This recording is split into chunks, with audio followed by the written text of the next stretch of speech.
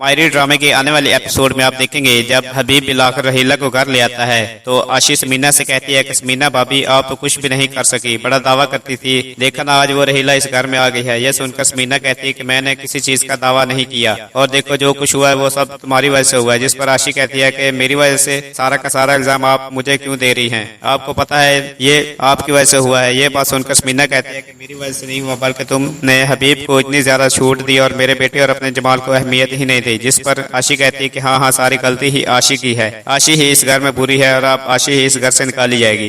ड्रामे के दूसरे सीन में आप देखेंगे कि जब हबीब अपनी बेटी एनी से कहता है कि एनी अगर मैं तुमसे पूछूं कि तुम्हें अपने बाप ज्यादा अजीज है या शौहर, जिस पर एनी कहती है कि कैसी बातें कर रहे हैं आप जो कुछ भी कहना चाहते हैं खुल कर कहें। जिस पर हबीब कहता है कि मैं तुमको सिर्फ और सिर्फ आज इतना बताना चाहता हूँ कि फाखर और अपने बाप में से किसी एक इंतखाब करना होगा। जिस पर एनी कहती है कि मैं आपका किसी भी सूरत साथ नहीं दूंगी और ना ही आपको अपने साथ रखूंगी। जिस पर हबीब कहता है कि क्यों नहीं रखोगी, तुम्हें पता है ना फाखर एक नंबर का नखट्टू है, कुछ भी नहीं दे सकता तुम्हें। जिस पर एनी कहती है कि फाखर मुझे कुछ नहीं दे सकते या आप फिर उसको इतना आगे बढ़ना नहीं चाहते कि वो मेरे लिए एक अच्छा मुस्तकबिल बना सके। जिस पर हबीब कहता है कि तुम्हारा दिमाग तुम्हारी माँ की तरह खराब हो चुका है, लेकिन अब चुप करके मेरा फैसला मानना होगा। लास्ट सीन में आप देखेंगे कि जब फाखर एनी से कहता है कि देखो एनी बहुत हो चुके हैं, तुम्हें अब अपने बाप को जाकर कहना होगा कि इस रहीला को घर से निकालें क्योंकि मेरा बाप इसको इस घर में नहीं लाना चाहता था। जिस पर एनी कहती है कि तुम ही चुप करके बैठे रहे हो ना, तुम दादी अम्मा के सामने कुछ बोलते थे ना ही अब कोई फैसला लेना चाहते हो। जिस पर फाखर कहता है कि ठीक है अब मैं इस घर का बड़ा बन के दिखाऊंगा,